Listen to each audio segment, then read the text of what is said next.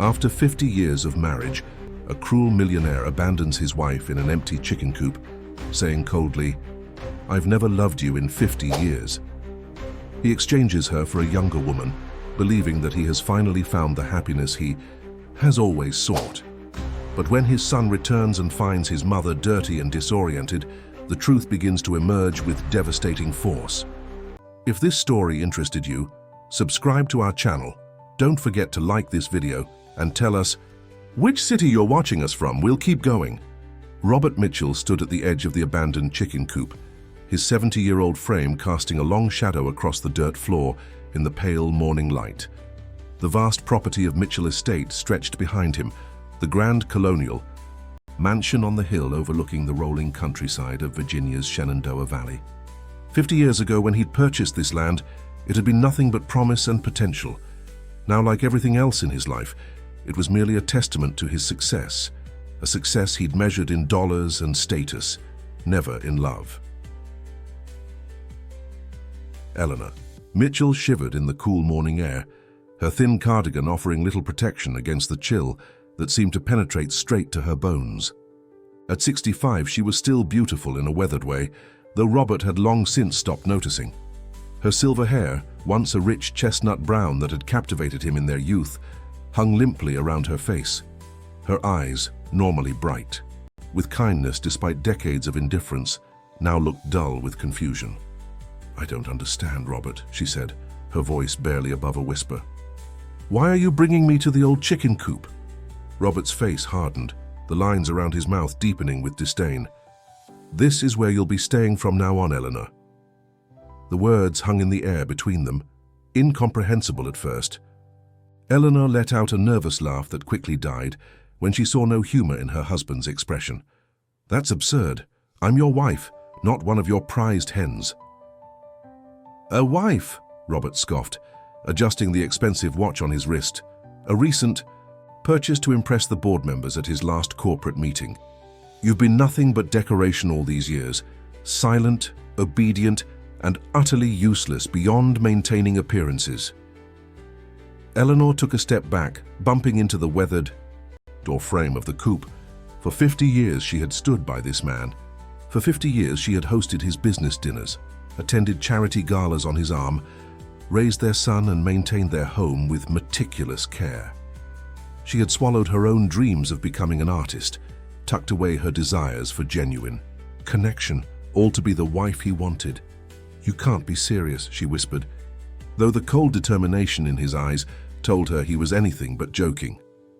"I've had renovations done," Robert said, gesturing dismissively to the interior. "There's running water, a bathroom, electricity. It's more than adequate." Eleanor peered inside to see a hastily constructed living space. A small bed with thin sheets, a rudimentary bathroom behind a flimsy partition, a mini refrigerator and a hot plate. It was less than what they provided for the seasonal farmhands.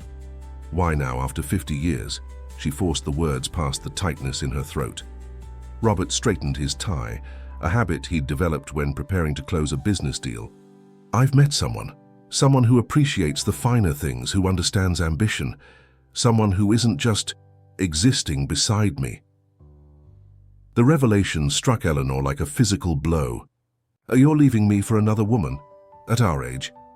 "Jessica is 45, Robert said, a hint of pride creeping into his voice. "She worked in my corporate office until recently. She sees me for who I truly am, a man of vision, not just a bank account." Eleanor felt her knees weaken, 50 years of marriage crumbling before her eyes. "And what about our son? What will you tell Nathan?" "Nathan is on the other side of the world playing humanitarian. He hasn't cared about this family in years." Robert checked his watch again, impatience radiating from him. "Besides, he doesn't need to know the details. As far as he's concerned, we've separated amicably, and you've chosen to live in the guest house." "This isn't a guest house, Robert. This is a chicken coop." Eleanor's voice rose with indignation. "It's symbolic, don't you think?" His lips curved into a cruel smile. "This is where I found you, after all, working on your parents' failing farm, desperate for a way out. I gave you 50 years of luxury, Eleanor. Now you can return to your roots." The mention of her humble beginnings stung. Eleanor had grown up on a small farm not unlike the one Robert had eventually purchased and transformed into Mitchell Estate. Her family had struggled to make ends meet, and when the handsome, ambitious Robert Mitchell had appeared in town and taken an interest in her, it had seemed like salvation. "You pursued me," she reminded him, finding strength in the memory. "You said you loved my simplicity, my authenticity." "I loved the image." "You projected," Robert corrected her coldly. "The perfect country girl to complete my narrative, but let me be clear, Eleanor." He stepped closer, his voice dropping to a harsh whisper. "I never loved you. Not in these 50 years, not for a single day." The words cut deeper than any physical wound could have. Eleanor felt something inside her shatter, the last fragile hope that perhaps somewhere beneath his ambition and coldness there had been some affection for her. "You can't do this," she said, though her voice lacked conviction. "I already have." Robert turned away, walking back toward the main house without a backward glance. "Your things are in boxes inside. Jessica and I will be leaving for New York tomorrow. The property manager will check on you weekly and ensure you have basic provisions." Eleanor stood frozen, watching her husband's retreating figure grow smaller against the backdrop of the estate they had built together. Or rather, the estate she had helped him build while he took all the credit. The same estate where she had raised their son, Nathan, trying to compensate for Robert's emotional absence with double the love.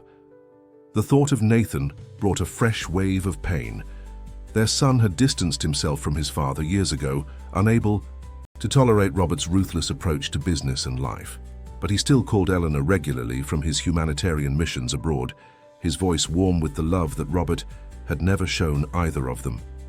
What would he think when he discovered what his father had done? The question brought a surge of shame. How could she tell her son that after 50 years of marriage, she had been discarded like an outdated appliance? Eleanor stepped fully into the chicken coop, her new home, and closed the door behind her.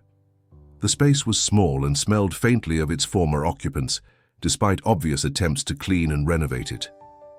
Boxes containing a pitiful selection of her belongings were stacked in one corner. Her clothes, a few books, some personal mementos, 50 years of life reduced to a few cardboard boxes. She sank onto the edge of the narrow bed, her hands trembling as the reality of her situation began to sink in. Robert had always been cold, always prioritized appearance and status over genuine connection. But this level of cruelty was unprecedented. Outside, she heard the purr of Robert's luxury car starting up, then the sound of tires on gravel as he drove back to the mansion, to Jessica, to his new beginning, leaving Eleanor alone with the ghosts of chickens past and the ruins of half a century of devotion. As the sun climbed higher in the Virginia sky, Eleanor Mitchell sat motionless, her mind racing through decades of memories, searching for signs she might have missed, clues to the depth of her husband's indifference. But most of all, she wondered what would become of her now. A 65-year-old woman, discarded and alone, in a converted chicken coop on the sprawling estate that bore her name but had never truly been her home. The Manhattan penthouse gleamed with the sterile perfection of a museum exhibit. Floor-to-ceiling windows offered a panoramic view of Central Park, the city spread out like Robert Mitchell's personal kingdom. At 70, he had finally achieved what he considered the pinnacle of success, not just wealth, but the lifestyle that proclaimed it to the world. No more Virginia countryside pretending to appreciate rural charm.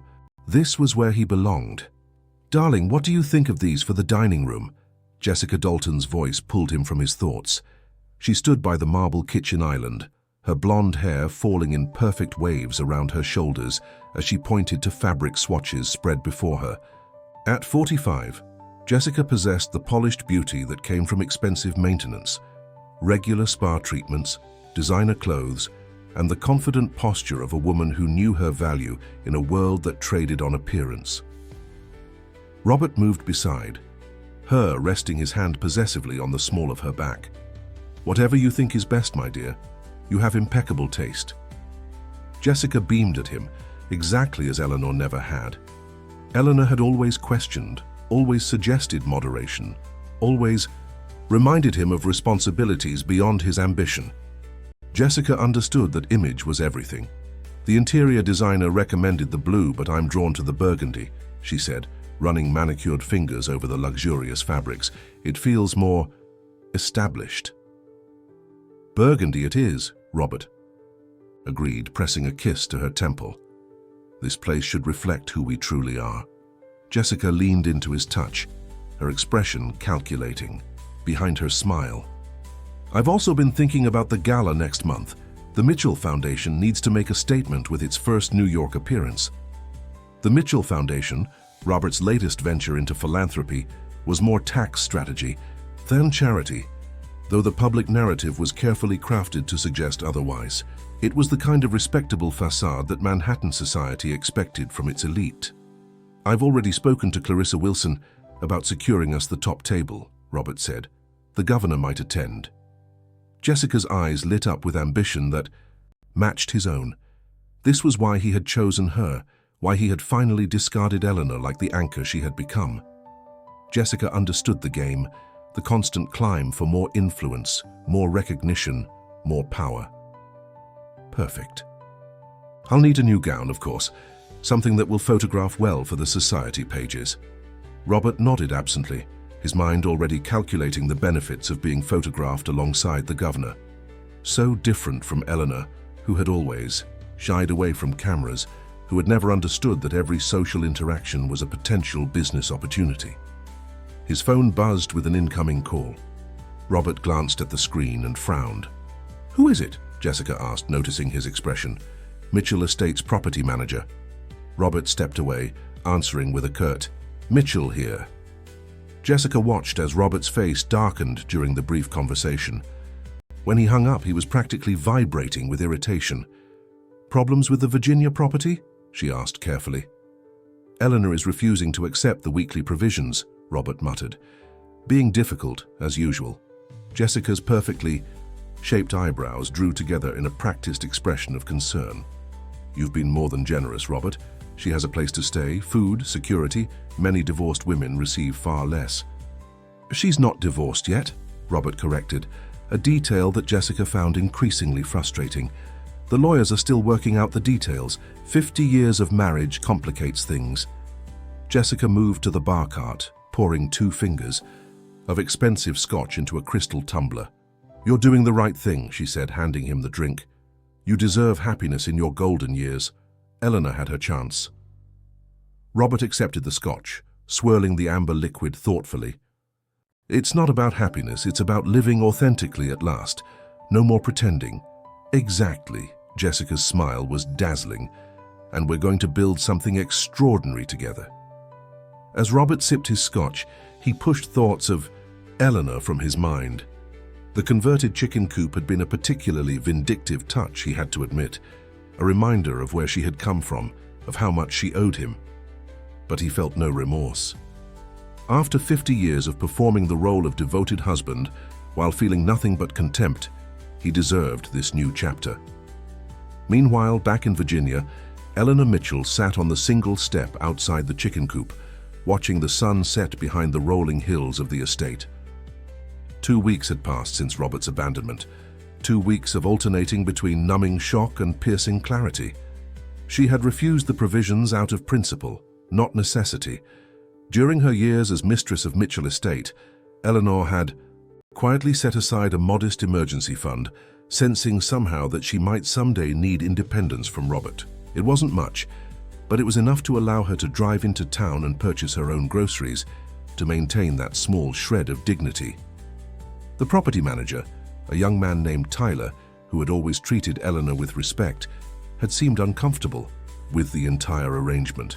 "Mrs. Mitchell," he had said during his first check-in, "if you'd like, I can help you find more suitable accommodations." But Eleanor had surprised herself by declining. "Not yet," she had told him. "I need time to think." And think she had. About the 50 years she had given to a man who claimed he had never loved her. About the son who called weekly from his humanitarian work in Southeast Asia, still unaware of his father's final cruelty. About the dreams she had abandoned too. Become Mrs. Robert Mitchell. The chicken coop, with its hastily installed amenities, had become a strange sort of sanctuary. Here, away from the opulence of the main house, with its perfectly arranged furniture and strategically placed art, Eleanor found herself breathing more freely than she had in decades. She pulled her cardigan tighter around her shoulders as the evening air cooled. Tomorrow she would drive into town again, not just for groceries this time, but to visit the small art supply store she had always admired but rarely entered. Eleanor Mitchell had been an aspiring artist once, before marriage and motherhood, and the responsibilities of being a corporate wife had consumed her time. Perhaps it wasn't too late to rediscover that part of herself. In the distance, the lights of the main house glowed, maintained on timers to give the impression of occupancy, even though its owners were now hundreds of miles away. Eleanor turned her back on the site, focusing instead on the small vegetable garden she had started clearing beside the coop. There was something satisfying about working with her hands, about connecting with the earth her parents had farmed decades ago. Her phone buzzed inside the coop, Nathan calling for their weekly chat. Eleanor took a deep breath, preparing herself for the conversation. She had decided not to tell him about the situation yet, not while he was so far away, doing important work. What could he do from Southeast Asia anyway?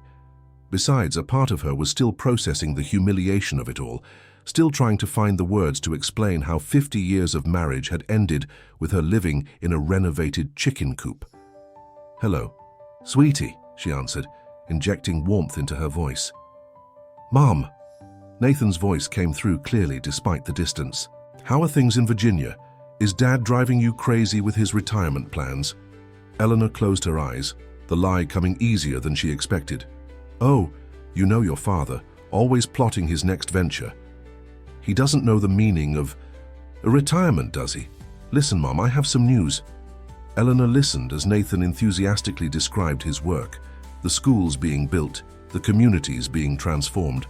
Her son had always been everything Robert was not: compassionate, genuine, more concerned with making a difference than making an impression.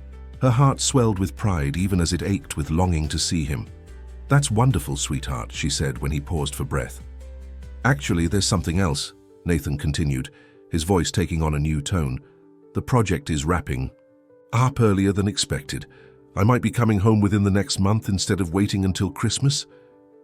Eleanor's hand tightened around the phone. That's wonderful news." Her mind raced. What would she tell him when he arrived to find her living in the chicken coop? How could she explain Robert's cruelty without turning Nathan against his father completely? "Mom, is everything okay? You sound strange." "Everything's fine," she assured him quickly. "Just surprised, happy surprised. It will be so good to see you." As they said their goodbyes, Eleanor's gaze drifted back to the main house in the distance, its windows glowing with artificial light. What would happen when Nathan returned to find this new reality? The thought sent a chill through her that had nothing to do with the evening air. In New York, Robert and Jessica attended their first elite social function as a couple. The charity auction at the Metropolitan Museum of Art was exactly the kind of event Robert had always believed he belonged at, surrounded by wealth, influence, and power. Jessica dazzled at his side in a designer gown, playing her role to perfection. "Robert Mitchell," said a silver-haired man, approaching with a champagne flute in hand. "I heard rumors you'd finally made the move to Manhattan. Smart decision." Robert shook the man's hand firmly. "Harold, good to see you. Yes, Virginia served its purpose, but it was time for a change." Harold Winthrop, CEO of a multinational corporation and a potential business ally, nodded approvingly. "I always said you were more New York than country gentleman. And who is this lovely lady?" "Jessica Dalton, my partner," Robert introduced, noting with satisfaction the absence of judgment in Harold's eyes. This was New York, after all, where reinvention was celebrated rather than scrutinized. "Charmed," Harold said, kissing Jessica's hand. "Will you be attending the Governor's Economic Summit next week?" "We wouldn't miss it," Jessica answered, smoothly, her hand resting possessively on Robert's arm. As the evening progressed, Robert found himself the center of attention he had always craved. Here, nobody remembered the ambitious young man from modest beginnings. Nobody knew about the small-town girl he had married to create the image of wholesome success. Here, he was simply Robert Mitchell, financial magnate and philanthropist, with his sophisticated partner at his side. It was everything he had ever wanted. So why, when he caught a glimpse of an older woman with silver hair that reminded him of Eleanor, did he feel a momentary twist of something uncomfortably like guilt? Robert pushed the feeling aside, focusing instead on the admiring glances Jessica was attracting. She was the perfect accessory to his new life, ambitious, beautiful, and most importantly, a woman who understood that relationships, like business deals, were ultimately transactions. Later that night, as Jessica slept beside him in their penthouse bedroom, Robert found himself staring at the ceiling, thinking not of his triumph but of the chicken coop on his Virginia estate and the woman he had left behind after 50 years of marriage. Nathan Mitchell stepped off the plane at Dulles International Airport with a deep sense of anticipation. At 40, he carried himself with the quiet confidence of a man who had found his purpose in life. His tall frame was lean from years of active humanitarian work, his face tanned from the Southeast Asian sun, and his dark hair, inherited from Eleanor, showed the first hints of silver at the temples. Unlike his father, who measured success in assets and influence, Nathan found fulfillment in the communities he helped rebuild, in the schools he helped establish in regions recovering from natural disasters. The Virginia air felt different somehow, cleaner, crisper than the humid heat he had grown accustomed to overseas. After collecting his modest luggage, consisting of one duffel bag and a backpack, he headed to the rental car counter. He hadn't told his mother he was arriving today, planning to surprise her. His last few phone conversations with her had left him unsettled. Something in her voice didn't sound right, though she insisted everything was fine. The drive from Dulles to Mitchell Estate took just over an hour, the familiar landscape of Virginia's countryside gradually replacing the urban sprawl of Northern Virginia.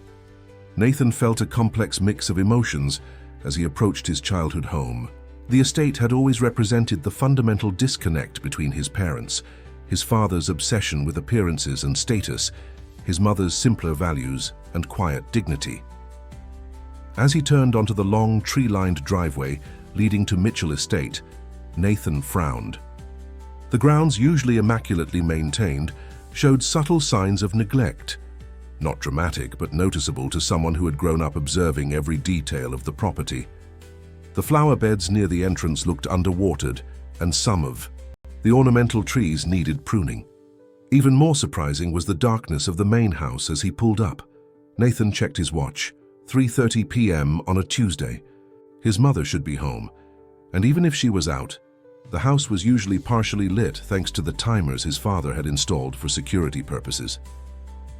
Nathan parked his rental car and approached the front door, his concern growing with each step. Using his old key, he unlocked the door and stepped into the cavernous foyer. "Mom," he called, his voice echoing through the empty space. "It's Nathan, surprise!" Only silence answered him. Nathan moved through the house, noting with increasing alarm that while everything looked superficially normal, there were subtle signs that something was amiss. His mother's favorite reading chair in the sunroom was missing its customary throw blanket. The fresh flowers that had always adorned the dining room table were absent. His father's study door stood open, revealing an unusually tidy desk, as if it hadn't been used in weeks. Pulling out his phone, Nathan dialed his mother's cell number. To his surprise, he heard it ringing somewhere in the distance. Not inside the house, but somewhere on the property.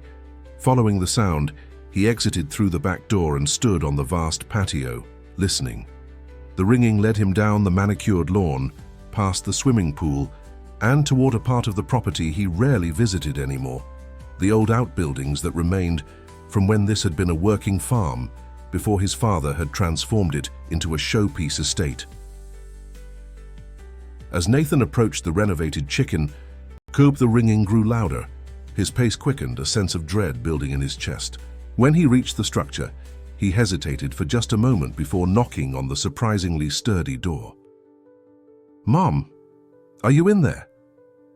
The door swung open to reveal Eleanor Mitchell, phone in hand, her expression cycling rapidly from surprise to joy to unmistakable embarrassment. "Nathan," she exclaimed, quickly ending the call, "I thought you weren't coming until next week." Nathan barely registered her words, too shocked by what he was seeing. His mother, the woman who had presided over Mitchell Estate with quiet grace for decades, was standing in the doorway of a converted chicken coop, surrounded by what appeared to be a makeshift living space. "Mum, what's going on?" he demanded, taking in the small bed, the mini fridge, the hot plate. "Why are you out here? What happened?" Eleanor's face crumpled momentarily before she regained her composure. "Come in, sweetheart. I'll make us some tea and we can talk." Nathan ducked through the doorway, his tall frame making the space seem even smaller than it was. He watched, in disbelief, as his mother filled a kettle from a small sink and placed it on the hot plate. The domesticity of the action in such surroundings made the situation all the more surreal. "Mum," he said more gently, placing a hand on her shoulder, "please tell me what's happening. Where's Dad? Why are you living in the chicken coop?" Eleanor's hands trembled slightly as she arranged two mismatched mugs on a tray. "Your father has moved to New York," she said finally, her voice steady despite the tremor in her hands, "with Jessica Dalton, his former executive assistant." Nathan stared at her, trying to process the information. "He left you after 50 years. Eleanor nodded, focusing intently on the tea preparation. "He said he never loved me, that I was just decoration, part of the image he wanted to project." "And he put you out here?" Nathan's voice rose with indignation. "In a chicken coop. This is elder abuse. I'm 65, Nathan, not 90, Eleanor interrupted with a flash of spirit. "And believe it or not, after the initial shock, I found some peace out here." She gestured to the small easel set up in the corner where a half-finished watercolor landscape rested. "I've been painting again." Nathan's eyes softened as he looked at the painting, recognizing his mother's talent that had been suppressed for decades. Still, the injustice of the situation made his blood boil. "How long has this been going on?" "About a month now." Eleanor poured the hot water into the mugs, the familiar scent of chamomile filling the small space. "I didn't tell you because I knew you'd worry, and there wasn't anything you could do from Southeast Asia." "I would have come home immediately," Nathan insisted, accepting the mug she offered him. "I still can't believe Dad would do this. I mean, I know he's always been cold, always been obsessed with status, but this..." He shook his head in disbelief. Eleanor sat beside him on the edge of the bed, the only available seating besides a rickety stool. "Your father is uncomplicated. He spent his entire life trying to escape his beginnings, trying to prove something to the world. I knew what he was when I married him, though I didn't understand the full extent of his ambition." She sighed, the sound heavy with decades of resignation. "I just never thought he'd discard me quite so literally." Nathan set his mug down with more force than necessary. "This isn't right, Mom. You've spent 50 years supporting him, raising me, maintaining his precious image. You deserve better than this. Much better." "Perhaps," Eleanor agreed softly, "but it's been strangely liberating in a way. For the first time in decades, I don't have to consider how my actions might affect Robert's reputation. I can just..." "Fiasse." Nathan looked around the small space, noting the touches that made it unmistakably his mother's: the carefully arranged wildflowers in a jar, the stack of well-worn books, the neat organization of limited resources. Still, the contrast between this and the luxurious main house where she belonged made his chest tight with anger. "Have you spoken to a lawyer?" he asked. Eleanor shook her head. "Robert said his lawyers are handling the divorce. I haven't had the energy to fight yet." "Well, I do," Nathan said firmly. "First thing tomorrow, we're consulting with the best divorce attorney in Virginia. Dad can't just throw you away like this, not after 50 years. Eleanor reached out to touch her son's hand. "It's not that simple, Nathan. The prenuptial agreement..." "Prenup? That was 50 years ago. It can't possibly hold up after half a century of marriage." "Your father has always been thorough in protecting his interests," Eleanor said wryly. "But that's a conversation for another day. Tell me about you, about your work, about why you're home early." Nathan recognized his mother's attempt to change the subject, but decided to allow it for now. There would be time for legal strategies later. The school project was completed ahead of schedule. The local community really came together, contributed labor, materials. It was inspiring. As he described his work, Nathan watched his mother's face light up with genuine interest and pride. Despite her circumstances, her ability to focus on others remained intact. It was one of the qualities that made her so different from his father, who only ever saw people in terms of their usefulness to his ambitions. By the time Nathan finished bringing her up to date on his humanitarian projects, the sun was beginning to set. Casting long shadows across the small garden, Eleanor had started outside the coop. "I should get started on dinner," Eleanor said, rising from the bed. "I have some fresh vegetables from the garden and—" "Mom, no," Nathan interrupted gently. "We're not eating here. The main house is your home. You should be there, not in this chicken hotel." Eleanor's expression turned stubborn, a rare glimpse of the inner strength she usually kept hidden. "I'm not going back there, Nathan, not yet. That house feels empty now, filled with nothing but echoes of a life that wasn't real." Nathan wanted to argue, but something in his mother's eyes stopped him. Instead, he suggested, "Then let me take you out to dinner, somewhere nice in town." "After." A moment's hesitation, Eleanor agreed. "Let me change first," she said, gesturing to her gardening clothes. While she changed behind the flimsy partition that separated the sleeping area from the rest of the space, Nathan stepped outside, pulling his phone from his pocket. A quick internet search confirmed his suspicions. His father and Jessica Dalton had made their social debut as a couple at a charity gala in New York 2 weeks ago. The society page photo showed them looking polished and triumphant. Champagne, flutes in hand, not a hint of remorse visible on either face. Nathan's jaw tightened as he scrolled through the article, which mentioned Robert Mitchell's recent relocation to Manhattan, but made no reference to Eleanor or the 50 years of marriage that had apparently meant nothing. When Eleanor emerged from the coop, dressed in a simple but elegant outfit that seemed at odds with her current living situation, Nathan quickly pocketed his phone. "You look beautiful, Mom," he said sincerely. Eleanor smoothed her hands over her skirt self-consciously. "It's been a while since I've dressed for dinner. I haven't had much reason to lately." As they walked to Nathan's rental car, he noticed that she deliberately avoided looking toward the main house.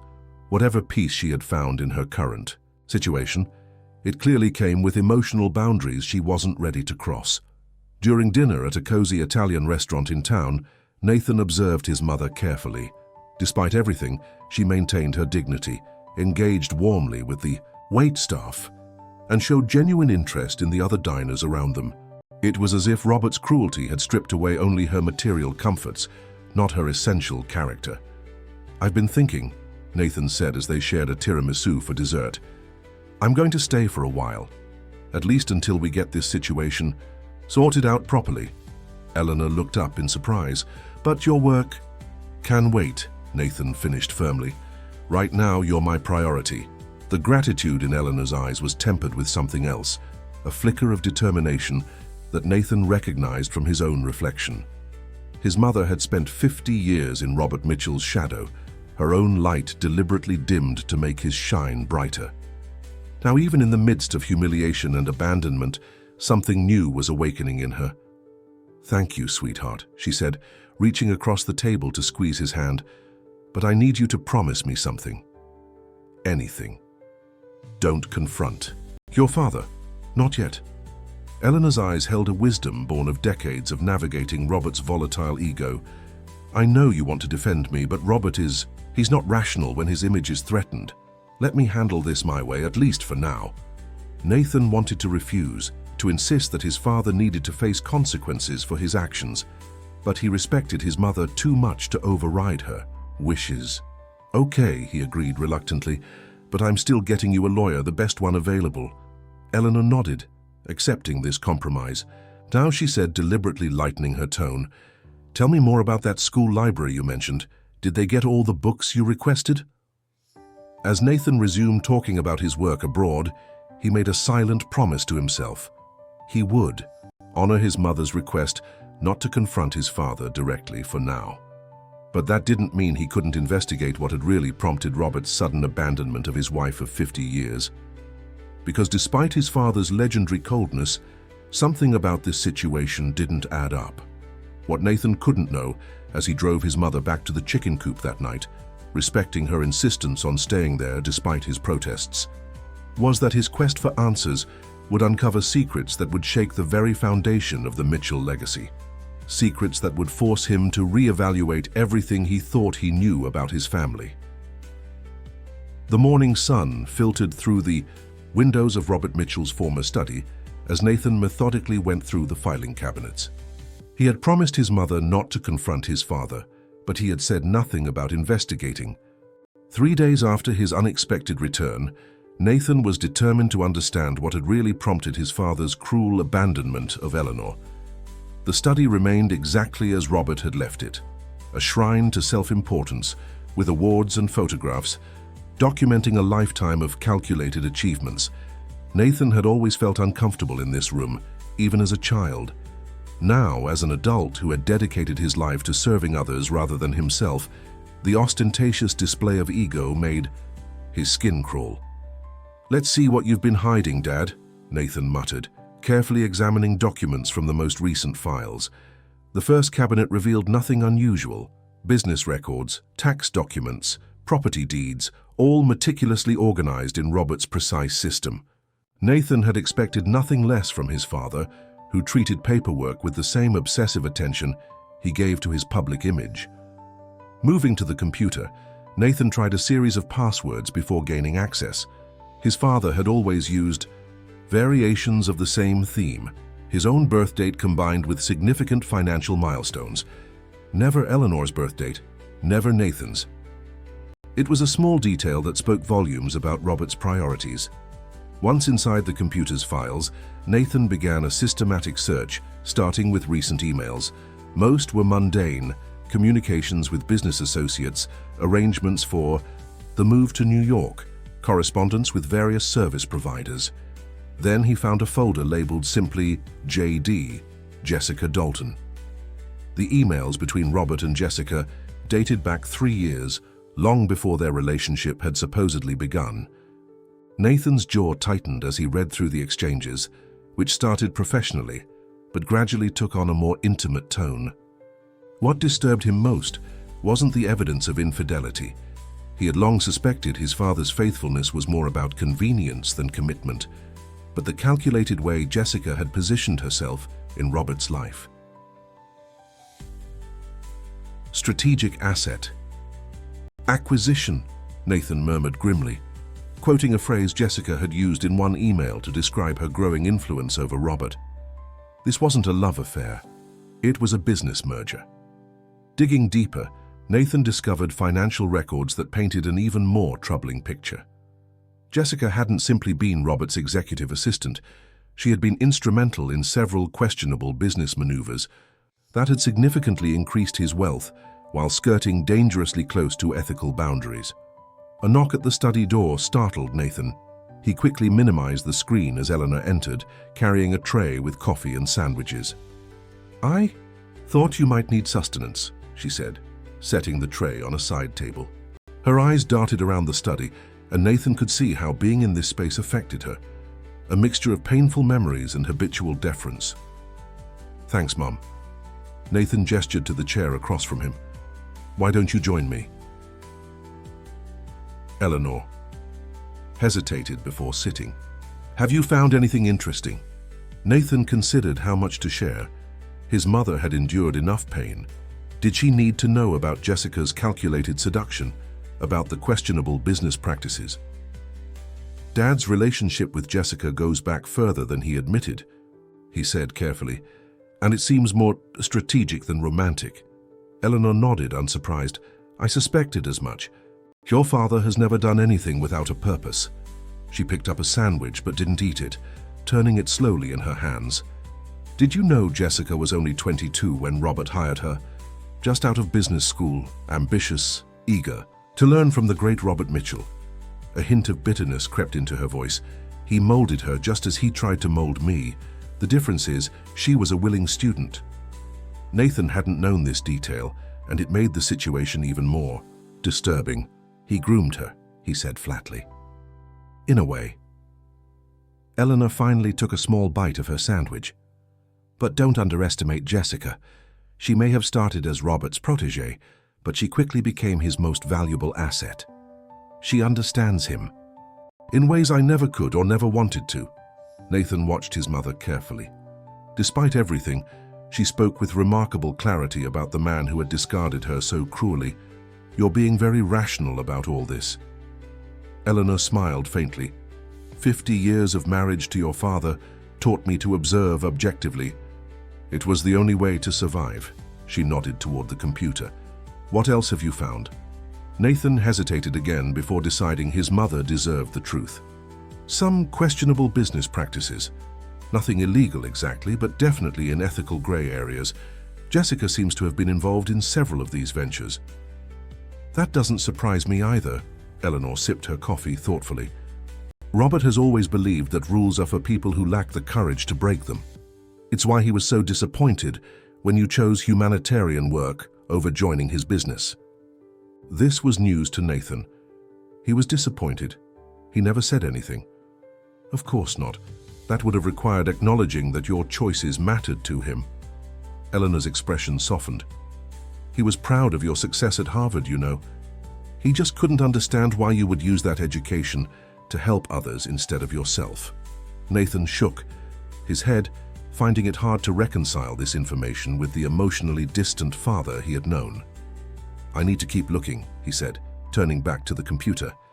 There's something more here, something that might explain why he suddenly decided to discard 50 years of marriage. Eleanor rose, placing a gentle hand on his shoulder. Just be prepared, Nathan. Whatever you find may not provide the closure you're hoping for. Some people simply don't have the capacity for the kind of love and loyalty you and I understand. After she left, Nathan returned to his investigation with renewed determination. Hours passed as he methodically worked through files, emails, and financial records.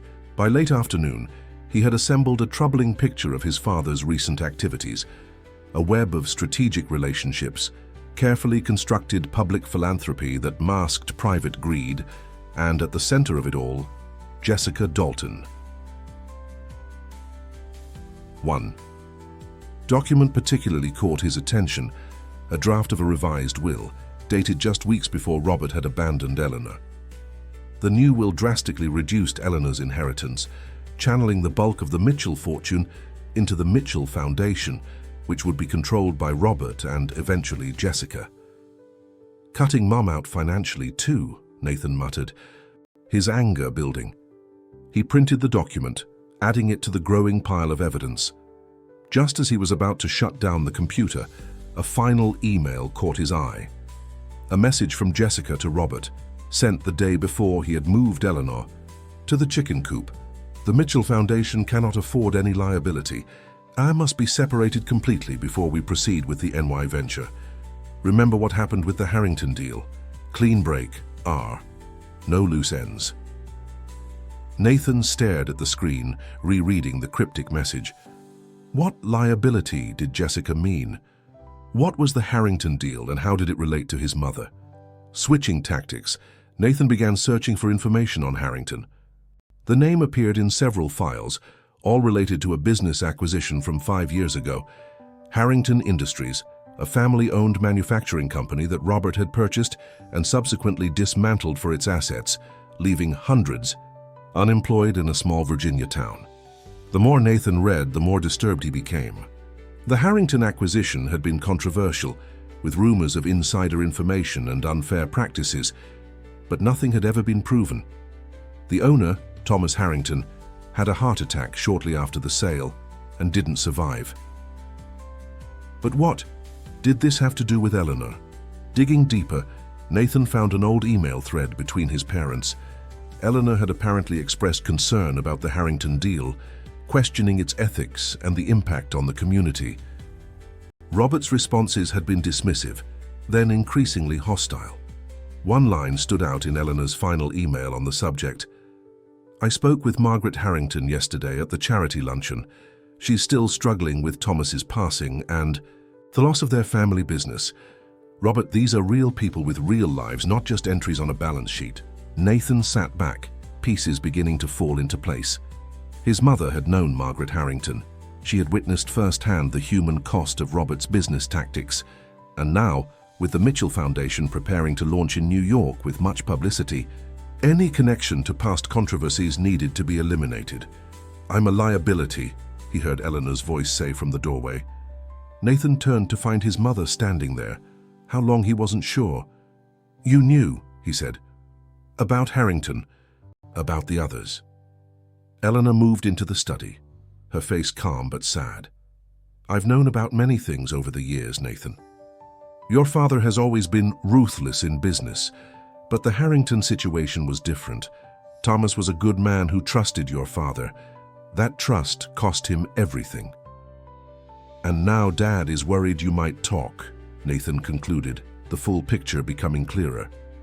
With the Mitchell Foundation making its grand debut in New York philanthropy circles, he couldn't risk having you around as a, what did Jessica call it?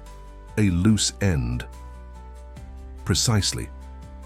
Eleanor perched on the edge of a chair, suddenly looking every one of her 65 years. Robert isn't just running towards something new with Jessica. He's running away from his past, from the witnesses to that past. Nathan gestured to the pile of documents he had accumulated.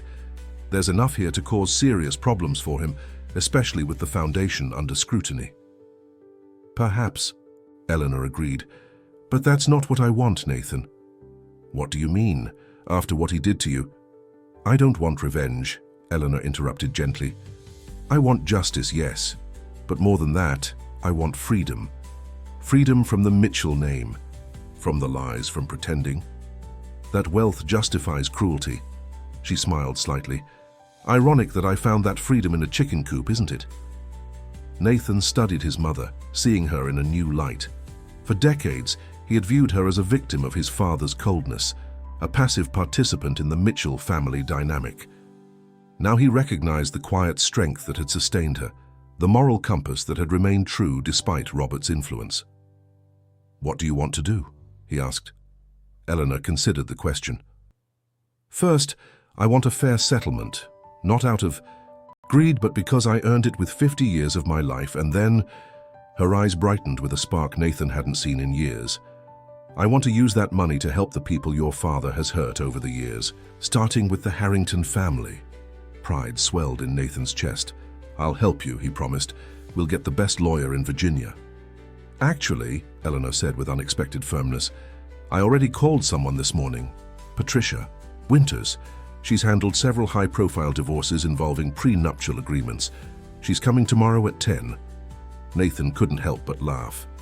"Mom, you never cease to amaze me." "I've had a month to think, Nathan," Eleanor explained. "At first, I was too shocked, too humiliated to act. But these past weeks in the chicken coop have been clarifying.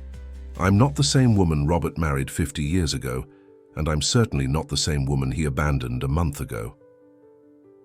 As the evening sun cast long shadows across the study, mother and son continued their conversation, strategizing not for revenge but for restoration, of dignity, of justice, and of the future. Outside, the chicken coop stood in the distance, no longer a symbol of cruelty, but of unexpected liberation. In New York, Robert Mitchell and Jessica Dalton attended another high society function, unaware that their carefully constructed new beginning was about to face a challenge from the past they thought they had left behind in Virginia. Jessica leaned close to Robert during a moment of relative privacy. "The foundation launch is in 3 weeks. Everything is proceeding according to plan." Robert nodded, his expression satisfied. "The governor confirmed his attendance, and the Wall Street Journal is doing a feature. This is everything I've worked for, Jessica."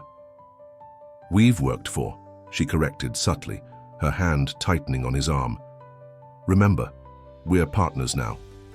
Something in her tone made Robert glance at her sharply, but her smile revealed nothing but devotion. Still, as he looked around the glittering ballroom, he felt a momentary unease. 50 years of marriage to Eleanor, had taught him to recognize warning signs, and something in Jessica's eyes reminded him of a younger version of himself, calculating, ambitious, and ultimately loyal only to her own interests. The thought was fleeting, quickly dismissed as he was approached by another potential donor to the Mitchell Foundation. Robert Mitchell had spent a lifetime building his empire. He wasn't about to question the methods now, not when he was so close to achieving the ultimate validation of his worth. Back in Virginia, as night fell over Mitchell Estate, Eleanor stood outside the chicken coop, looking up at the stars, for the first time in decades she felt truly seen, by her son, by herself, and soon by the world that had previously known her only as Robert Mitchell's silent, supportive wife. "Your time is up, Robert," she whispered to the night sky, "and mine is just beginning." The chicken coop underwent a remarkable transformation over the next 2 weeks. What had been a symbol of Eleanor's humiliation became the headquarters of her renaissance. With Nathan's help and the expertise of local craftsmen who had known the Mitchell family for years, the small structure was expanded and renovated, not into a luxury accommodation, but into something far more meaningful. "What do you think?"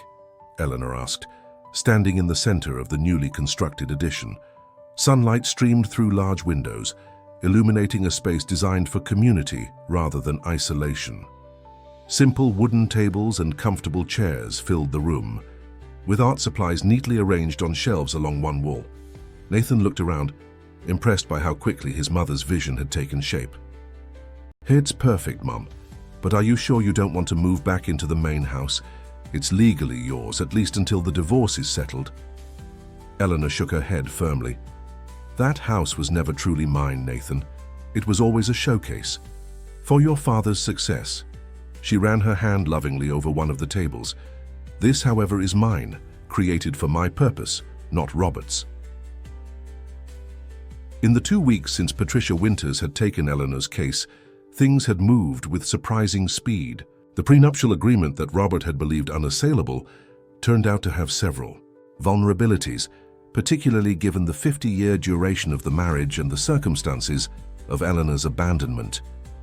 When confronted with the evidence Nathan had gathered, Robert's lawyers had quickly proposed a settlement. "Ms. Winters thinks they'll increase their offer," Nathan reminded her. "She says we should hold out for more." "The current offer is more than sufficient," Eleanor replied calmly. "I don't need Robert's millions to be happy, just enough to secure my future and launch this project." She gestured around the renovated space. "The Shenandoah Women's Arts Collective will do more good with modest funding and genuine purpose than Robert's foundation will accomplish with all its millions and empty philanthropy." Nathan marveled at his mother's transformation. The timid, deferential woman who had spent decades in Robert Mitchell's shadow had emerged as a confident, purposeful individual with clear vision and surprising resilience. It was as if the chicken coop, intended as the ultimate humiliation, had instead become a chrysalis from which a new Eleanor had emerged. The door opened, admitting Margaret Harrington, a dignified woman in her 60s, whose eyes still carried the shadow of old grief. "Eleanor, the sign is ready," she announced. "The boys are installing it now." Eleanor embraced her friend warmly. "Thank you, Margaret, for everything." Margaret had been among the first to respond when Eleanor reached out to the women in the community who had been affected by Robert's business practices over the years. Their shared experiences had quickly forged a bond that went beyond mutual grievance to genuine friendship and common purpose. "It's the least I could do," Margaret said, returning the embrace. "Thomas would have loved what you're creating here." Together, the three of them stepped outside to watch as 2 young men, Margaret's nephews, carefully mounted a hand-carved wooden sign above the entrance to the expanded chicken coop. Shenandoah. Women's Arts Collective from Adversity Creation. "It's beautiful," Eleanor said softly, blinking back tears. "Absolutely perfect." The collective had evolved from Eleanor's initial idea of a simple shelter for women in difficult circumstances. With input from Margaret and others, it had grown into something more comprehensive, a place where women who had been marginalized, dismissed, or abused could find not just safety, but purpose through creative expression and community support.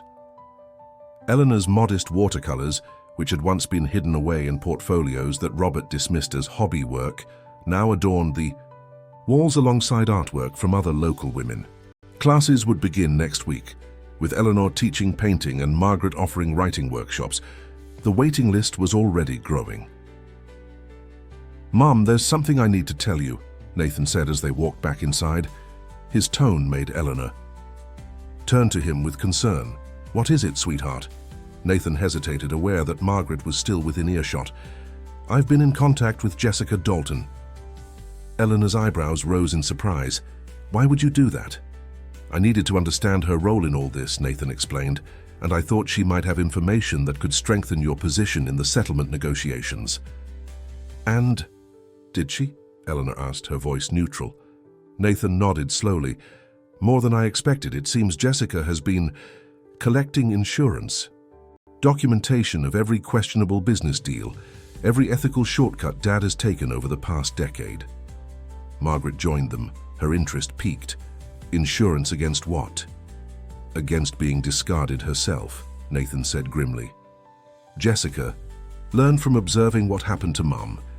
She has no intention of ending up in a chicken coop when Dad finds someone younger or more useful." Eleanor absorbed this information thoughtfully. "So she provided you with this documentation?" "Copies," Nathan confirmed. She was careful, didn't want to burn her bridges with Dad completely, but she made it clear that if we needed leverage in the settlement negotiations, she could provide more. "Interesting." Eleanor moved to the window, looking out at the rolling Virginia landscape that had been her home for 50 years. "And what does Jessica want in return for this assistance?" "Her assurance that when everything comes to light, she'll be portrayed as an unwitting participant rather than an active collaborator." Nathan couldn't keep the distaste from his voice. "She's already planning her exit strategy, Mom. She's just waiting for the right moment, probably after the foundation launch secures her a position in New York society." Eleanor turned back to face her son and friend, her expression serene. "We won't need Jessica's insurance policy. The settlement offer is fair, and I have no desire to destroy Robert only to secure my independence from him." Margaret looked skeptical. "After what he did to you, to Thomas and our community, to countless others over the years? Eleanor, you have the power to hold him accountable at last." "Accountability doesn't have to mean destruction," Eleanor replied gently. "Robert will face the consequences of his actions eventually, if not legally, then in the emptiness of the life he's chosen." She smiled at Nathan. "Thank Jessica for her offer, but tell her we'll proceed without her assistance." Nathan nodded, relieved. While part of him had wanted to see his father face public reckoning for his cruelty and ethical failures, he respected his mother's choice to focus on building rather than tearing down. As they continued preparing the space for the collective's official opening, a sleek black car pulled up outside. Through the window, Eleanor recognized Patricia Winters, her attorney, stepping out with a portfolio tucked under her arm. "Patricia, we weren't expecting you until tomorrow," Eleanor greeted her, opening the door. The attorney, an imposing woman, in her 50s with a reputation for ruthless efficiency in the courtroom and genuine compassion for her clients, smiled as she entered. "I have news that couldn't wait," she announced, nodding greetings to Nathan and Margaret. "Robert's lawyers have agreed to our counteroffer, every term, without further negotiation." Eleanor blinked in surprise. "That's unexpected." "Very," Patricia agreed, setting her portfolio on one of the tables. "Especially the provision about the main house. I was prepared for significant resistance on that point." Nathan moved closer, curious. "What happened?" Patricia's smile turned slightly predatory. "It seems Robert received some troubling news from New York this morning. The journalist working on the Wall Street Journal profile of the Mitchell Foundation started asking questions about the Harrington acquisition and several other sensitive business matters." Margaret gasped softly. "How did they know to ask about that?" Patricia shrugged elegantly. "Anonymous source, apparently. The timing couldn't have been better for our negotiations." Robert is suddenly very eager to resolve matters quietly and quickly. Nathan glanced at his mother, who maintained a carefully neutral expression.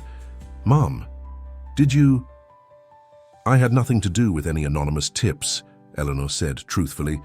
Then she smiled at Margaret, whose expression had shifted from shock to something approaching satisfaction. "Though I believe in karma." Margaret squared her shoulders. "Thomas deserved justice. I've waited 5 years to see Robert Mitchell face consequences for what he did to my husband and our community." Nathan looked between the two women, understanding dawning. Margaret was the anonymous source. "The journalist is my niece's college roommate," Margaret confirmed without apology. "I simply shared some public documents and suggested a few questions worth asking." Patricia Winters chuckled, clearly impressed. "Well, whatever the source, it worked in our favor. The settlement is everything we asked for, Eleanor. The chicken, Coop and surrounding 5 acres, half of the liquid assets, a substantial monthly allowance, and most surprisingly, the main house, to be used as you see fit." Eleanor absorbed this news quietly, her eyes moving to the window where she could see the Mitchell mansion in the distance. "The house," she repeated softly. "What will you do with it, Mom?" Nathan asked. Eleanor considered for a long moment before answering. "The collective will need housing eventually, for women who need a fresh start, a safe place to rebuild." Her smile grew as the vision took shape. All those empty bedrooms, that enormous kitchen, it could be a sanctuary. The irony wasn't lost on any of them. The showpiece home that Robert had built to impress the world would become a haven for the very people his ambition had harmed over the years. "There's one more thing," Patricia said, opening her portfolio and extracting a sealed envelope. "Robert included this with the settlement documents. It's addressed to you, Eleanor." Eleanor accepted the envelope with visible reluctance, turning it over in her hand several times before finally opening it. Inside was a single sheet of Mitchell Corporation stationery, bearing just a few lines in Robert's precise handwriting. "Eleanor, Jessica has secured us an interview with Time for their Visionaries issue. The Mitchell Foundation launch proceeds. As planned, I trust this settlement concludes our business satisfactorily for all parties. No apology, no acknowledgement of 50 years shared, not even a proper signature, just an initial, as if writing his full name would require too much effort to spare for the woman who had stood beside him for half a century." Eleanor folded the note carefully and returned it to the envelope. "Well," she said, her voice steady, "that's Robert for you, always looking forward, never back." Nathan's expression darkened. After everything, that's all he has to say. "What did you expect, sweetheart? A tearful apology? A sudden revelation that he's made a terrible mistake?" Eleanor shook her head. "Your father has never been capable of that kind of self-reflection." Patricia gathered her documents, sensing the family needed privacy. "I'll have the final paperwork ready for signatures tomorrow. Congratulations, Eleanor, you've won." After the attorney departed, Eleanor moved through the space that would soon welcome its first participants, adjusting a painting here, straightening a chair there, her movements deliberate and peaceful. "Are you okay, Mom?"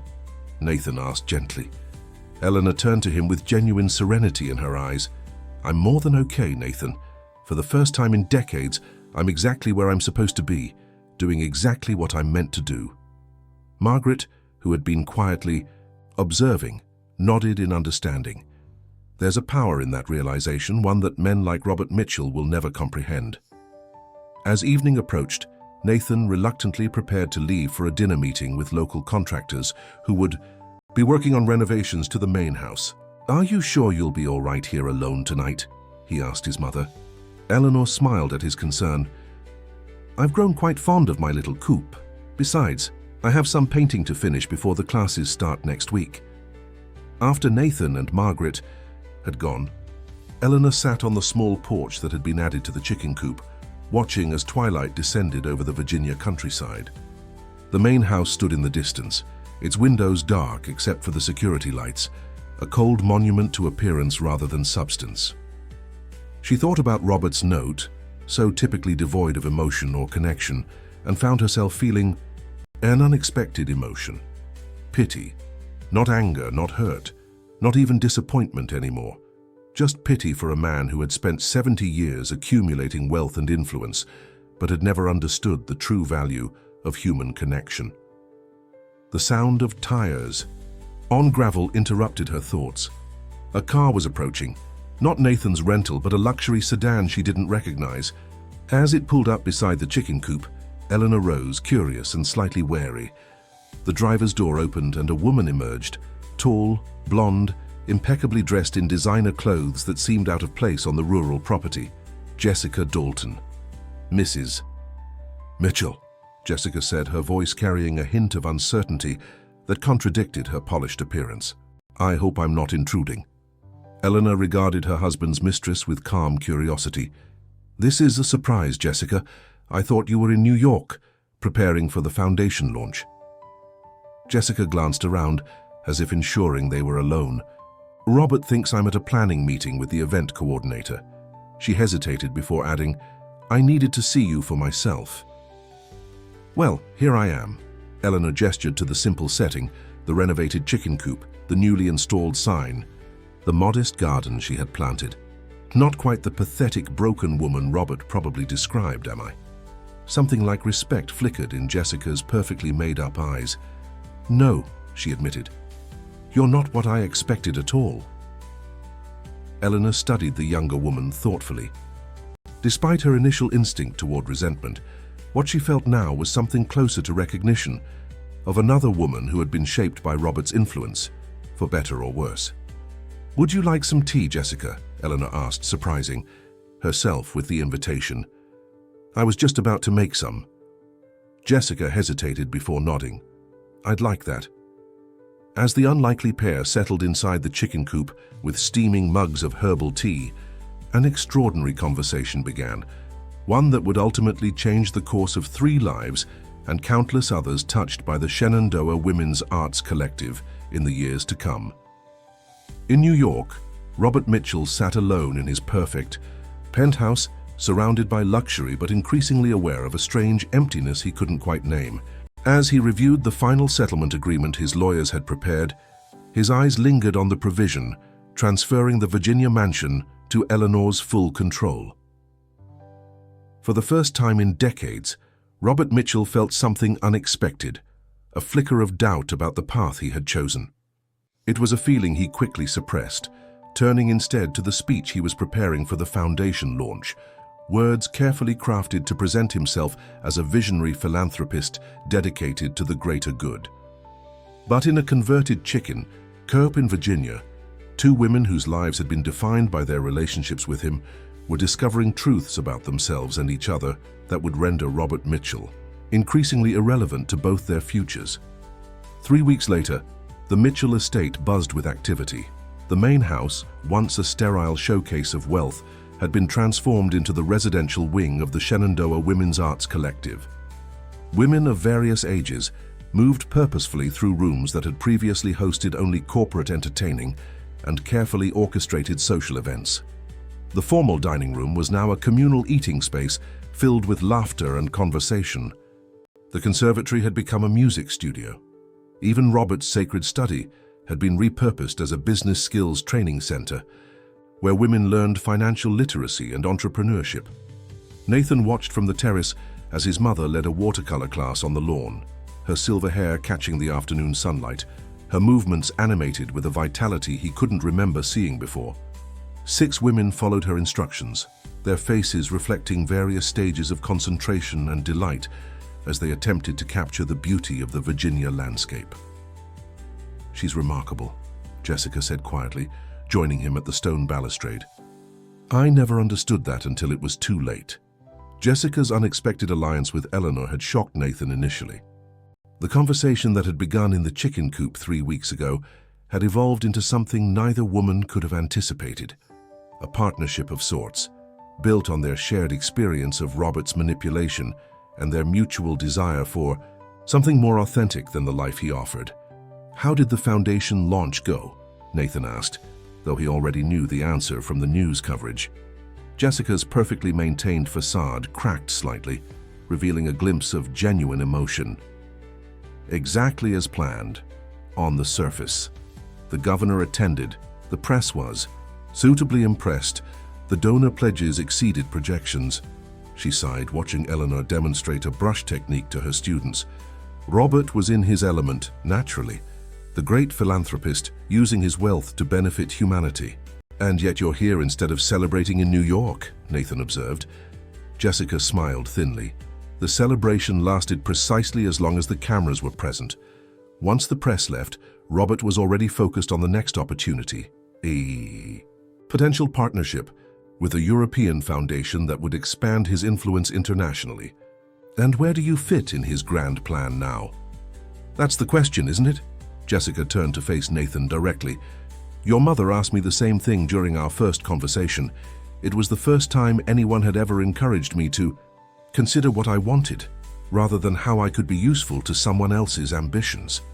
Below them, Eleanor dismissed her class with warm words of encouragement. The women gathered their supplies, chatting animatedly as they headed back toward the main house. Eleanor remained seated at her easel, adding details to her own painting. Have you decided? Nathan asked. What you want? Jessica considered the question with unusual thoughtfulness. Not entirely, but I know what I don't want. To wake up at 70 and realize I've spent my life as an accessory to someone else's story. She glanced at Nathan. Your mother has been helping me explore options. The irony wasn't lost on Nathan, his father's mistress finding guidance from his discarded wife. Yet somehow in the context of what Eleanor was building here, it made perfect sense. The collective had quickly become a place of unexpected connections and transformations. And Robert has no idea you've been commuting between New York and Virginia for the past 3 weeks. Jessica shook her head. Robert sees what he expects to see. When I'm in New York fulfilling my designated role, he has no reason to question my whereabouts during my off hours. Besides, he's been distracted lately. The Time magazine profile isn't proceeding as smoothly as he anticipated. Oh? Nathan couldn't suppress a hint of satisfaction at this news. The journalist is asking uncomfortable questions about the foundation's actual impact versus its publicity, and someone has been providing them with documentation of Robert's past business practices, the ones that contradict his new philanthropic image. Nathan raised an eyebrow. Someone? Jessica's expression remained carefully neutral. I wouldn't know anything about that, of course. I'm just Robert's loyal partner. The slight emphasis on the last word carried volumes of subtext. Before Nathan could respond, they noticed a car approaching, not one of the usual vehicles associated with the collective, but a sleek black town car with New York plates. Jessica tensed visibly. He's here, she whispered, all her carefully constructed composure suddenly fragile. Nathan straightened, protective instincts flaring. You don't have to see him. Mom and I can handle this. Jessica squared her shoulders, a hint of her professional steel returning. No, I need to be present for this. I've made my decision. It's time Robert heard it directly. On the lawn below, Eleanor had also noticed the approaching vehicle. She set aside her paintbrush and rose, smoothing her paint-spattered smock with dignity rather than embarrassment. When she looked up at the terrace and saw Nathan and Jessica, she gave them a small nod of acknowledgement and reassurance. That's all. Town car stopped at the circular driveway. The driver emerged to open the rear door, and Robert Mitchell stepped out, his imposing figure immaculate in a tailored suit that probably cost more than most people earned in a month. He surveyed the transformed property with visible displeasure, his gaze finally settling on Eleanor, standing calmly on the lawn, paintbrush still in hand. Well, he said loudly enough for his voice to carry, this is certainly a change from the estate I built.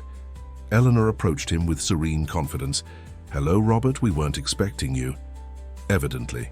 His critical gaze took in the collective's sign now prominently displayed at the entrance to the main house, the art supplies scattered on the lawn, the homey touches that had replaced the sterile perfection he preferred. I see you've wasted no time dismantling 50 years of my work. Not dismantling, Eleanor corrected gently. Repurposing. The settlement gives me full authority over the property. Robert's jaw tightened, a technical legality I'm beginning to regret conceding. His gaze shifted to the terrace, where Jessica stood beside Nathan. His expression darkened further. What is the meaning of this? Jessica descended the stone steps to join Eleanor, with Nathan following protectively behind. The three of them formed an inadvertent united front before Robert, whose confusion was rapidly transforming into anger.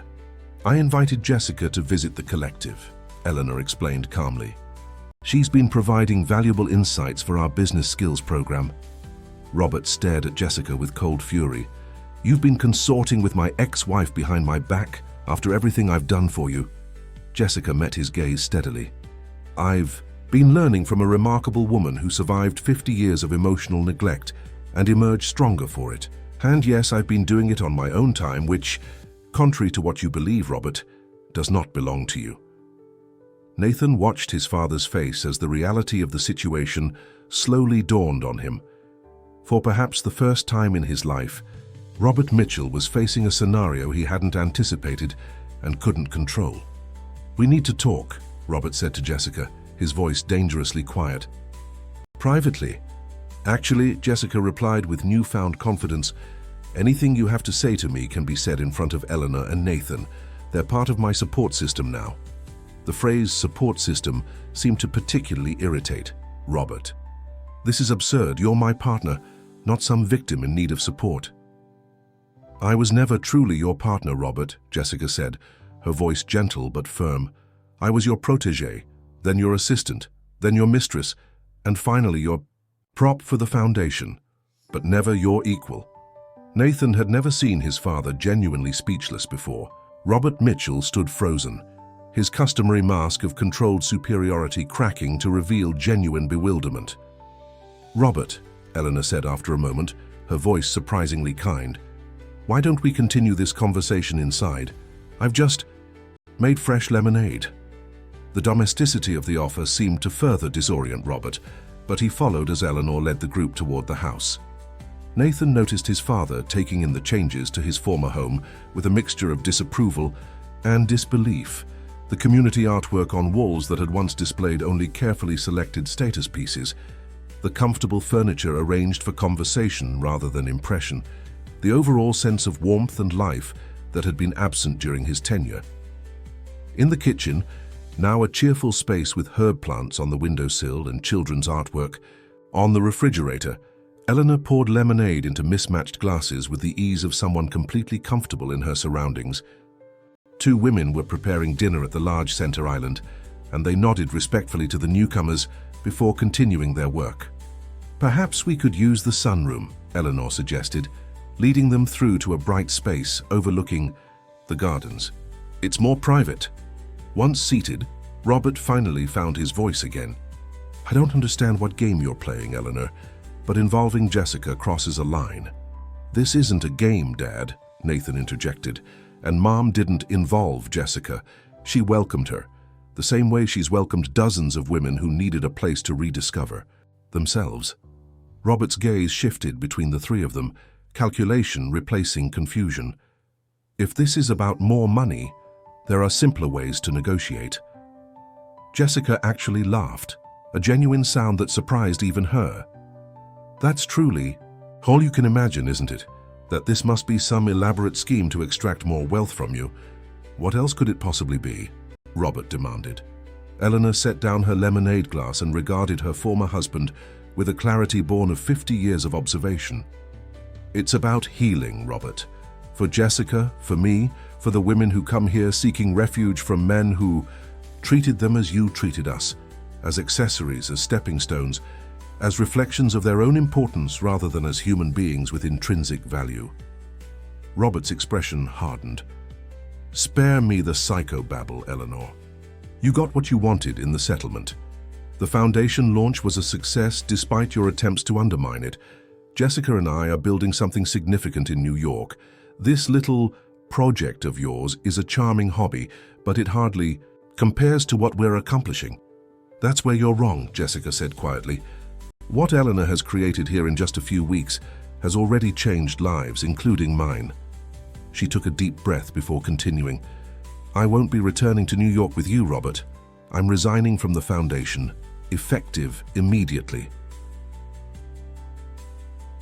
Robert stared at her as if she had suddenly started speaking in tongues. That's not possible. The Petersham Partnership meeting is tomorrow. The governor's dinner is Friday. The time interview. We'll all proceed without me, Jessica finished firmly. I've prepared transition documents for my replacement. They're in my briefcase in your car. This is Eleanor's influence, Robert accused, anger returning. She's poisoned you against me out of spite. No, Robert, Jessica said with gentle firmness. Eleanor has shown me possibilities I never imagined. The possibility of defining my own worth rather than deriving it from association with powerful men. The possibility of using my skills to help others rather than manipulating them. The possibility of authentic connection. Nathan watched his father struggle to process this information, to reconcile it with his understanding of the world. Robert, Mitchell had spent 70 years believing in a particular order of things, that wealth equaled worth, that people were essentially strategic assets, that emotional attachment was a weakness rather than a strength. Now confronted with 3 people who had rejected that worldview, he seemed utterly lost. And what will you do? Robert finally asked Jessica, genuine curiosity breaking through his anger. Without the foundation, without our partnership, what exactly do you imagine for yourself? Jessica glanced at Eleanor before answering. I'm joining the collective, not as a resident but as a business development consultant. These women have remarkable skills and ideas. They just need guidance on monetizing them sustainably. Robert scoffed. You're giving up a high-profile position with a multi-million-dollar foundation to help a bunch of failed artists sell crafts. Actually, Eleanor interjected mildly, our first business venture has already secured a contract with Neiman Marcus for a holiday collection of handcrafted home goods. Margaret's daughter-in-law is a buyer there. Robert blinked momentarily, thrown by this information. Then his gaze shifted to Nathan. And you? Have you also been seduced by your mother's little commune? Nathan met his father's eyes steadily. I'm proud of what Mom has created here. And yes, I'm helping. Renovating. The outbuildings. Setting up a proper accounting system. Using my connections to secure grants. He paused before adding, but I'm also learning from her, Dad. Learning what real strength looks like, not the kind that comes from dominating others, but the kind that comes from lifting them up. Robert's expression shifted through several emotions before settling into something Nathan had rarely seen, uncertainty. For a man who had built his life on projecting absolute confidence, this vulnerability was particularly striking. So, this is it, Robert said after a long moment. My wife of 50 years, my son and my partner, all united against me? Not against you, Robert, Eleanor said softly. We're simply choosing a different path from the one you offered us. Something in her tone, the absence of bitterness, the genuine peace she had found, seemed to affect Robert more than any accusation could have. He studied her face, seeing perhaps for the first time in decades the woman she truly was rather than the role she had played in his life. You seem different, he said reluctantly. Eleanor smiled. I am different. Or rather, I'm finally myself again, the self I set aside 50 years ago to become Mrs. Robert Mitchell. Outside, the sound of laughter drifted in from the lawn, where a new group was gathering for an evening yoga class. Life continued at the collective, indifferent to the personal drama unfolding in the sunroom. Robert stood abruptly. I should go. I have an early flight tomorrow. You're welcome to stay for dinner, Eleanor offered, surprising everyone, including herself. The women would benefit from hearing about your business expertise, whatever your personal feelings about our project. Robert stared at her, clearly trying to detect some hidden agenda in the invitation. Finding none, he seemed even more disoriented. Another time, perhaps, he said stiffly. Jessica, I assume you'll need a ride back to wherever you're staying. I'm staying here, Jessica replied. I have a room in the East Wing now. This final revelation seemed to be the limit of what Robert could process in one encounter. He nodded curtly and turned to leave, his normally commanding presence somehow diminished. Nathan followed his father out to the car, sensing that despite his pride, Robert needed someone to walk with him in this moment of unexpected defeat. "Dad," he said as they reached the town car, "it doesn't have to be this way. There's room in this world for both your approach and Mum's." Robert turned to his son, and for a brief moment Nathan glimpsed something he had never seen in his father's eyes before, a flicker of regret. "Is there?" Robert asked, and for once it seemed like a genuine question rather than a rhetorical one. "Yes," Nathan said firmly. "But it requires something you've never been good at, listening to perspectives other than your own." Robert considered this as his driver held the car door open. "Your mother said something similar once, many years ago. I dismissed it as weakness then. And now?"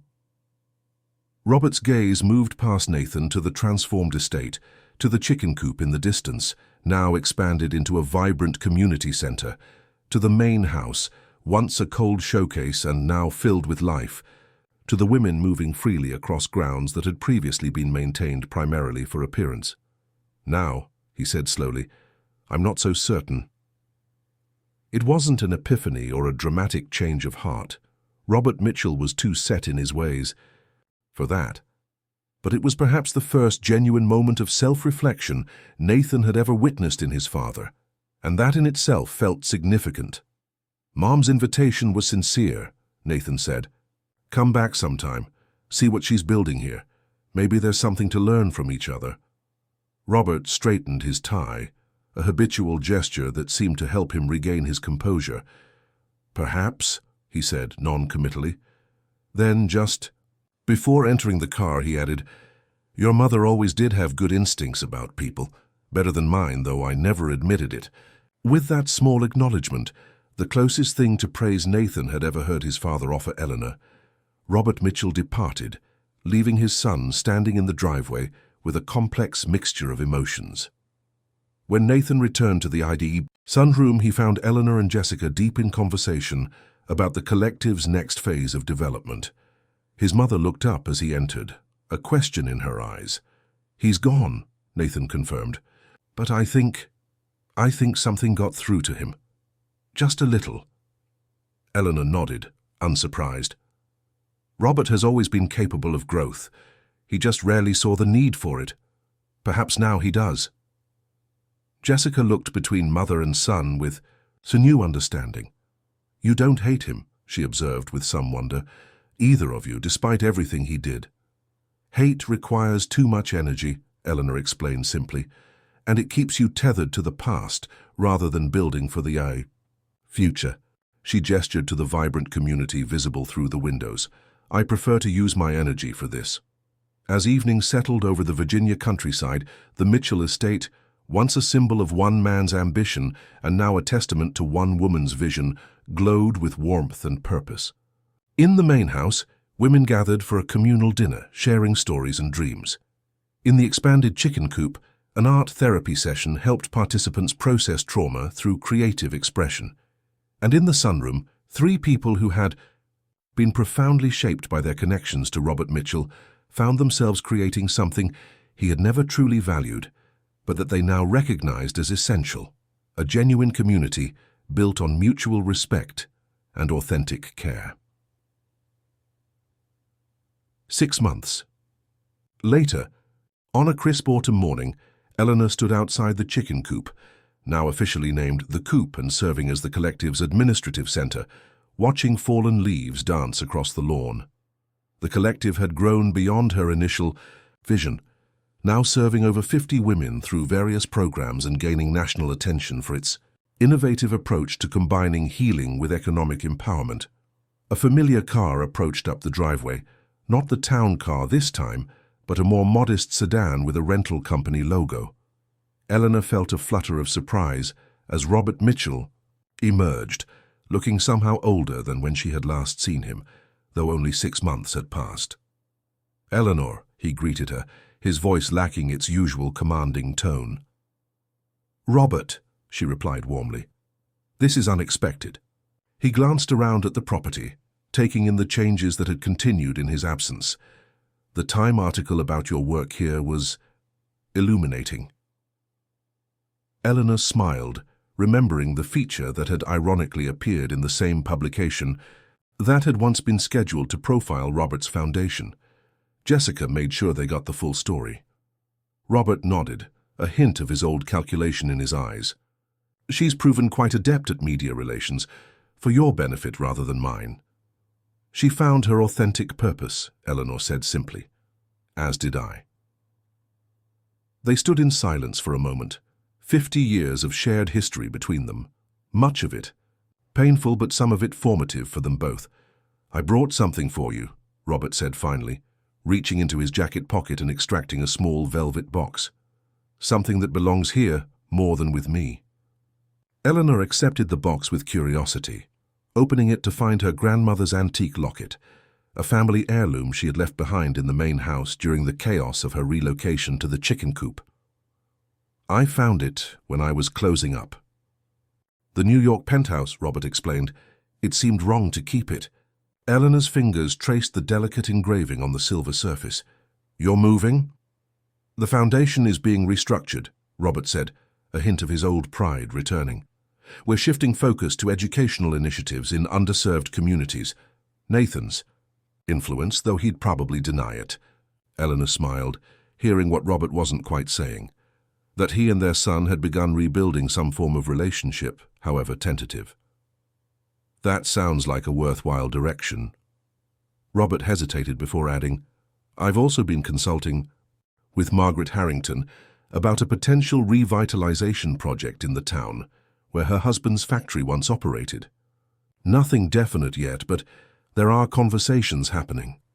The admission clearly cost him something in terms of pride, and Eleanor recognized it for the olive branch it was. Thomas would have appreciated that, she said softly. Robert glanced toward the main house, where women could be seen moving purposefully about their day. You've built something remarkable here, Eleanor, something I never could have envisioned. Thank you, Robert, she said, recognizing that for a man who had spent 70 years believing himself superior to everyone around him, this acknowledgement represented a significant shift. I won't intrude on your work any further, he said, beginning to turn away. I just wanted to return the locket. Would you like a tour before you go? Eleanor offered, surprising herself. See what your chicken coop has become? Robert hesitated, genuine emotion briefly visible in his usually guarded eyes. I'd like that, he said finally. Very much. As Eleanor led her former husband toward the building that had once represented her greatest humiliation and now symbolized her most meaningful achievement, she felt a sense of completion, not because Robert's approval mattered to her anymore, but because his presence here represented the final transformation of pain into purpose. The chicken coop, intended as a cruel reminder of Eleanor's humble beginnings, had instead become the birthplace of her authentic self, a self that had always been there, waiting patiently through 50 years of marriage for the opportunity to emerge and flourish. And flourish she had, proving that sometimes the greatest gifts come disguised as abandonment, and the truest strength